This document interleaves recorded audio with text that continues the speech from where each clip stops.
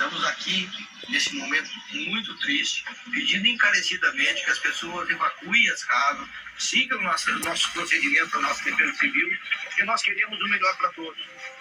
Por favor, escutem, porque há ainda muito que crescer o Rio Jaguarão.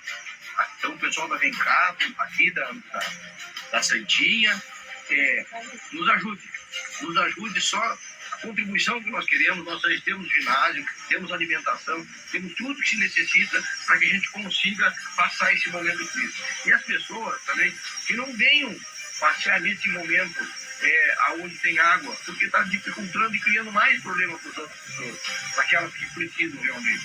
A gente vai interditar várias ruas agora, a partir de agora, para que a gente consiga trabalhar de uma forma uniformizada. Nos ajudem, vamos se ajudar, porque é para Jaguarão, é para as pessoas.